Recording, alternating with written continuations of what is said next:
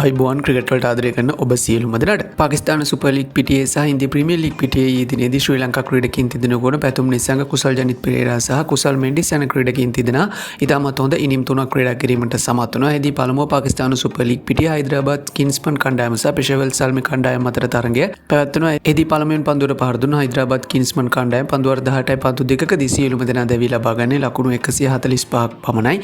එහිදී එම කණ්ඩායම වෙනුවෙන් කුසල් ජනිත් පෙරේරා අගනා වටිනා ලකුණු 58ක් වාර්තා කර ගැනීමට සමත් වන්නේ පන්දු 35කින්. එය මෙවර පාකිස්තාන සුපර් ලීග් පිටිය ඔහු ලබාගත් පළමු අර්ධ ශතකයේ බවට පත්ව තිබෙනවා. ඉන් අනතුරුව එම ඉලක්කය හඹා යාමට පිටියට පිවිසි පෙෂවර් සල්මි කණ්ඩායම පන්දු වාර 20 අවසානයේදී කඩලු 6ක් දෙවි ලකුණු 146ක් ලබාගෙන කඩලු 4කින් තරගයේ ජයග්‍රහණය කිරීමට සමත් වුණා. එහිදී ශ්‍රී ලංකා ක්‍රීඩක කුසල් මෙන්ඩිස් පන්දු 23කින් ලකුණු 27ක් ලබා ගැනීමට සමත් වුණා. ඉන් අනතුරුව කාගෙත් කතා බහට ලක් වූ තරගයේ බවට පත්වන්නේ මෙවර ඉන්දිය ප්‍රීමියර් ලීගයේ 14 වන තරගයේ. ඉන්දිය ප්‍රීමියර් ලීගයේ 14 වන තරගයේ විදියට ගුජරාට් ටයිටන්ස් කණ්ඩායම සහ දිල්ලි කැපිටල් කණ්ඩායම අතර තරගය ඊයේ රාත්‍රියේදී පැවැත්වෙනවා. එහිදී කාසිය වාසී දිනාගෙන පළමුවෙන් පන්දු යැවීමට දිල්ලි කැපිටල් කණ්ඩායම තෝරා ගැනීමත් සමග ඔවුන්ගේම ආරාධනෙන් පළමුවෙන් පන්දුවට පහර දුන් ගුජරාට් ටයිටන් කණ්ඩායම තමන්ට නියමිත පන්දු වාර 20 අවසානයේදී කඩලු 4ක් දෙවි ලකුණු 216ක සුපිරි ඉලක්කයක් ලබා දීමට සමත් වුණා. එහිදී සුක්මන් ගිල් පන්දු 45කින් ලකුණු 70ක්, ඔෂිටන් සුන්දර් පන්දු 32කින් ලකුණු 55ක් සහ ජෝෂ් පට්ල පන්දු 27කින් ලකුණු 52ක් වාර්තා කර ගැනීමට සමත් වුණා.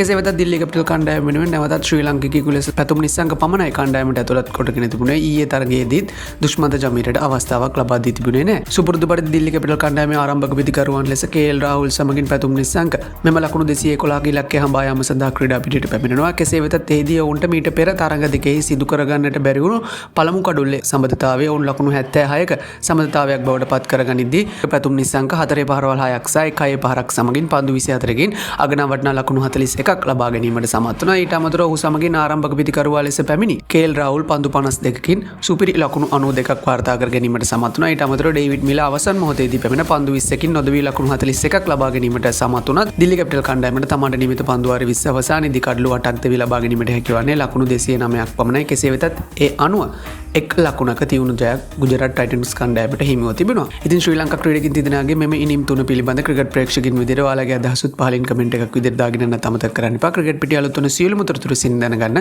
සබ්ස්ක්‍රයිබ් කරලා දිගටම රැඳිලා ඉන්න අපිත් එක්ක. එනම් හැම කෙනෙකුටම සුබ දවසක්.